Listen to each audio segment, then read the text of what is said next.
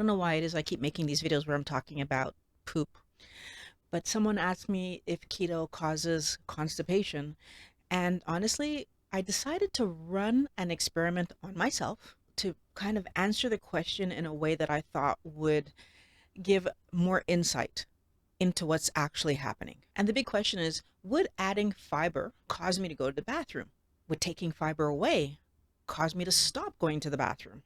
So I kind of already know the answer to the second question because lately I've been doing carnivore, which means I'm not really eating a lot of fiber yet. I still go to the bathroom. When I do have any veg in my diet, because I'm not strictly carnivore, it's usually avocado or olives. There's fiber in those things. So now I'm wondering, well, is it just eating the veg that I do eat that allows me to be able to go to the bathroom when I don't eat fiber? Now, first of all, just from a very basic how does the body work standpoint, that doesn't make a lot of sense to me. Because if I eat just meat 5, 6 days in a row, even if I just do 3 days in a row, the food that I've put in will be out of my system by 24 to 48 hours. So the fiber isn't still in my intestine slash bowels to help with the bathroom runs. So therefore I know that, or I'm pretty certain that that's not the case. For the sake of clarity, let's look at the amount of fiber in the foods that I actually do eat first. In olives, there's not much fiber. Our apparent daily need for fiber is 21 to 25 grams for women and 30 to 38 grams for men. Not sure why men need more. Maybe they're more stubborn. I'm not sure. We can clearly see that on the days that I have only olives, I'm severely under the amount of fiber that I should have because I'm only getting, in my total serving, 1.6 grams of fiber for that day, which is much less than the 21 to 25 that I'm supposed to get. Now, that would mean that according to this information, my ability to output the following few days should be abysmal. But in fact, it's generally typical. So I don't feel any amount of constipation. I want to pause here and let's define constipation. Constipation means that there is a movement in me that I'm having trouble to get out, whether that's because of size or dryness or whatever the case may be. I have a movement that's not coming out. Usually this is accompanied by some sort of discomfort, and you're not automatically constipated just because you didn't go today. It's normal for us to go to the bathroom anywhere between 1 or 2 times per day to 1 or 2 times per week. We also have those other days where I'm eating, for example, lettuce. I typically eat 250 grams of lettuce, which gives me 5.3 grams of fiber in my day. And I typically eat 136 grams of avocado, so a whole avocado, which gives me 9.2 grams of fiber.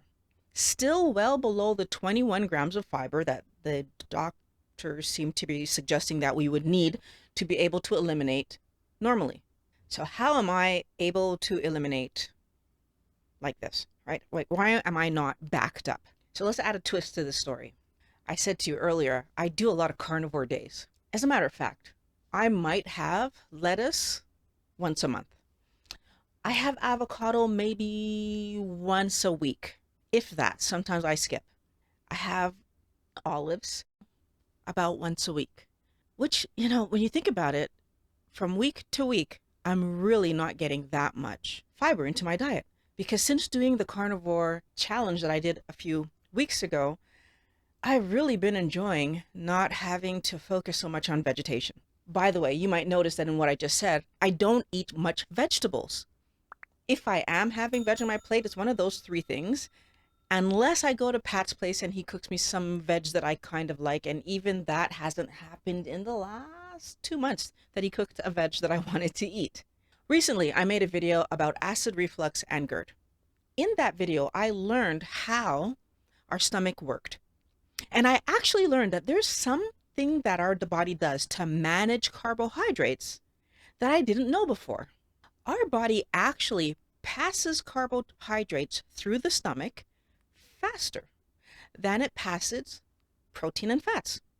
My guess is this is the body's clever way of making sure that we don't completely break down those carbohydrates, therefore causing our blood sugars to rise and our body to have to struggle with dealing with all the sugar that we eat.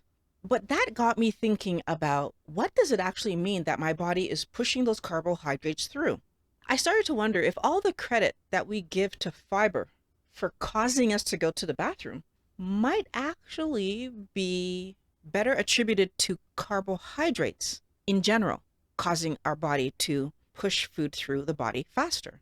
So as I mentioned at the beginning of this video, I did an experiment on myself to see if I could show that sugar content was much more likely to determine whether or not Violet ran to the bathroom than fiber content. So I had to figure out, what food am I actually able to eat, or willing to eat, I'm willing to put that in my body, that could possibly vary in the amount of fiber and carbohydrate enough that would show that my bathrooming would change without me going over my 20 grams, 18 grams of carbs per day that I will not go past. Even as much as I love you guys, I'm not going to do that to myself. So I chose nuts. I bought walnuts, pecans, and cashews, because if I'm going to torture myself, I might as well do it with the nut I love the most. This is how the experiment was run. On week 1, I ate 1 ounce of walnuts on day 1, 1 ounce of walnuts on day 2, and then I went forward for the rest of the week to see how my bathrooming was. There was no impact on my bathrooming. I skipped a week, so I had no nuts. And then on week 2, I had 1 ounce of pecans on day 1, 1 ounce of pecans on day 2, and then I went forward to see how my bathrooming was. There was no impact. I skipped a week, so continued forward without eating any nuts. And then on week 3, I ate 1 ounce of cashews on day 1 and day 2. I want to start off by saying how hard that was. On day 1, when I was eating those cashews, by the time I finished my ounce, I wanted to go get more. Like right away, the taste of sweet was kind of like pushing me to like, oh, you want more of this. But I didn't do it because this is an experiment. I need to do it the same way that I did for the other 2. So I had that 1 ounce.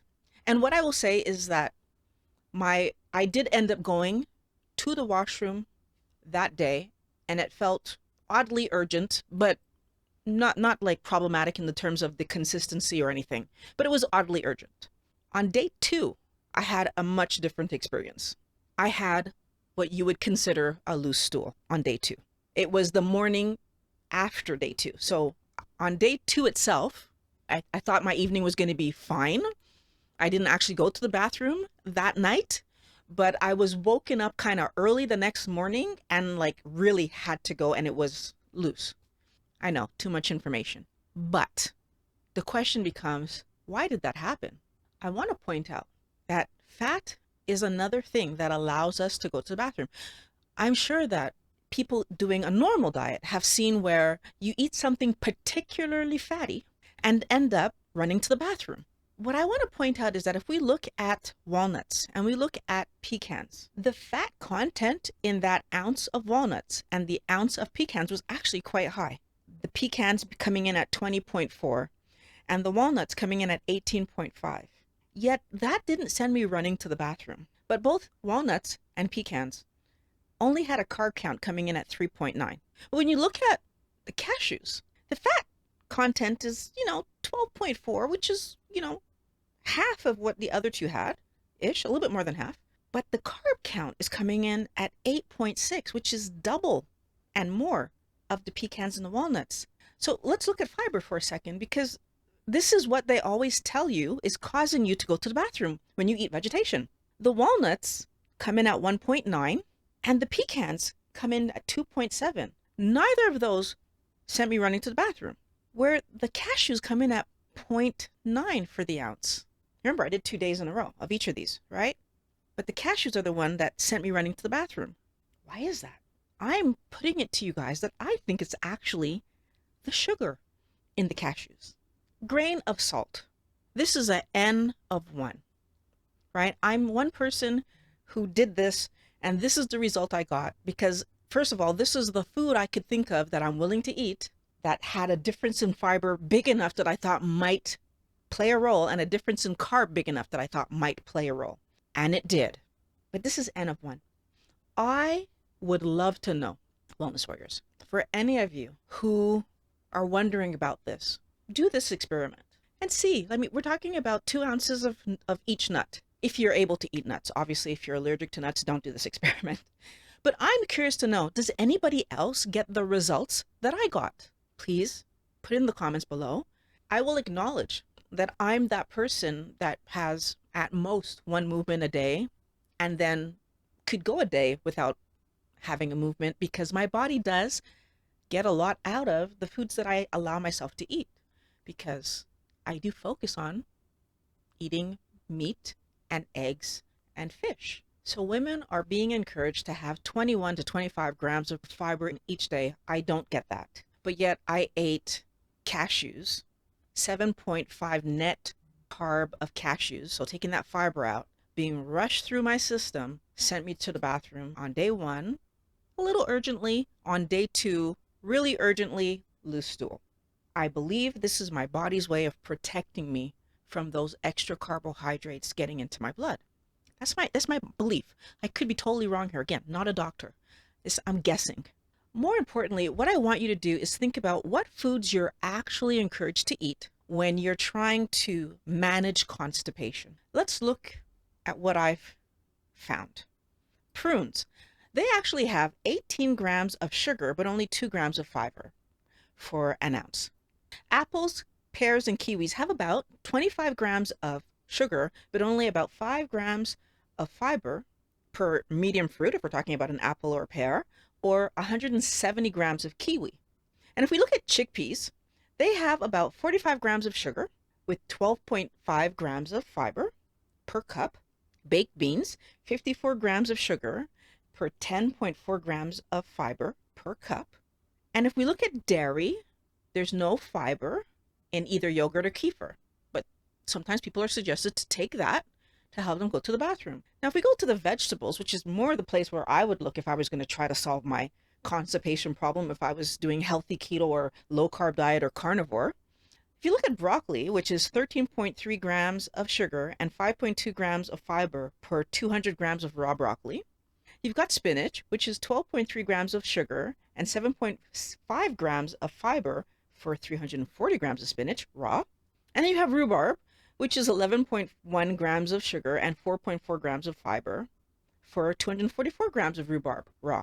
In my research, I also saw that they suggest flaxseed, which is 8.5 grams of sugar and 8.2 grams of fiber for 1 ounce. So that's like the best one that I saw.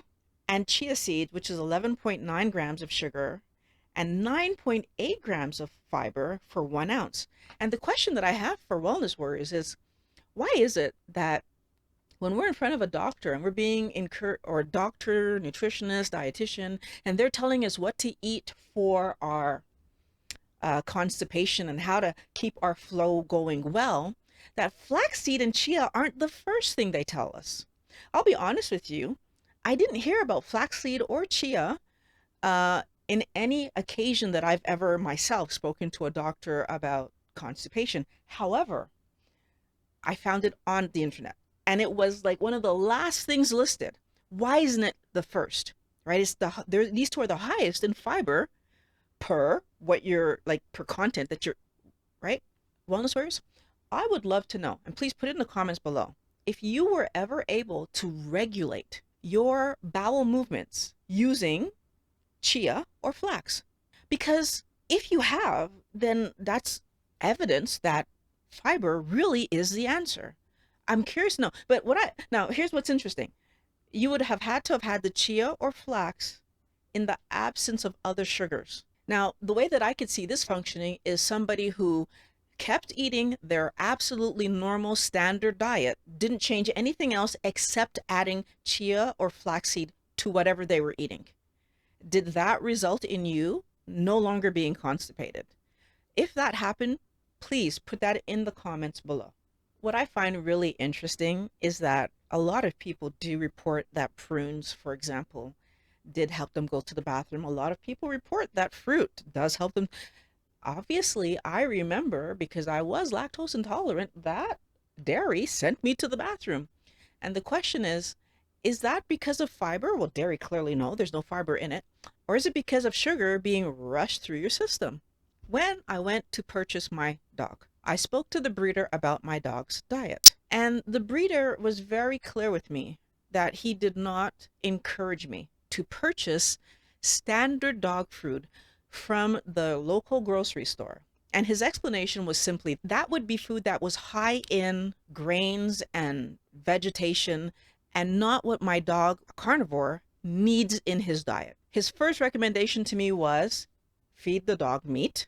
But if I was not willing to do that, his second recommendation was buy a dog food that the first ingredient is meat. He said, if I feed my dog grocery store food, I'm going to have the delight of seeing large poops, but that's about all the dog is really going to be getting out of it, because that means that his body is just eliminating what he's eating. Versus, he said, if I feed my dog meat, my dog will have smaller poops. And he said, that's my indication that the dog is absorbing his food appropriately. He also said, if you're feeding the dog appropriately and all of a sudden the dog's poops get really large, that's an indication that there's something wrong with your dog. Now, I will say that I've actually lived this experience that he spoke about, because it's happened before where there's no dog food left because my daughter didn't tell me, and the store where I buy his food is closed, and he hasn't eaten. And before I understood through doing this lifestyle that it's not a big deal if he doesn't eat every day, I went to the grocery store and I bought a small bag of dog food just to get him through the night. And what happened the next day and the next few days? Ginormous poops. Because why? The food is rushing through his system. We have evidence that the better our body absorbs, the less poop is coming out of us. In a carnivore lifestyle, in a keto lifestyle, our body becomes so efficient in metabolizing the healthy, good quality food that we're eating that we actually get every drop of energy and building blocks out of the food. This video is going to help you to understand why I went carnivore. Wellness Warriors, I'm always so happy that you come back, and everybody who's new, subscribe and click that bell so that you can get on the road to health. I want to thank you for watching Mind Blowing Health and Wellness with Violet, and I really can't wait to talk to you again next week.